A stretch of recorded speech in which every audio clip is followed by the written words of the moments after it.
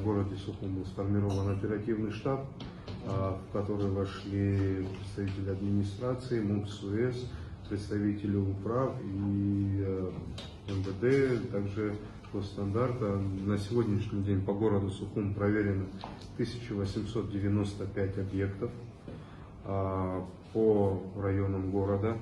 Индивидуальных жилых домов 1620, многоквартирных 152, выявлено нарушений 132. Как уже до этого Султан Мелович заметил, основные нарушения — это отсутствие технических условий на присоединение к сети, также самовольное присоединение. На сегодняшний день эта работа продолжается, оперативный штаб продолжает свою работу. Мы сейчас приступили уже к обходу района Турбазы, это Нагорная часть. Работа в этом плане ведется, не останавливается, и оперативный штаб докладывает о своей работе. Один раз в неделю собирается оперативный штаб для подведения итогов, 2 раза в неделю проводятся рейдовые мероприятия с представителями всех структур, входящих в оперативный штаб.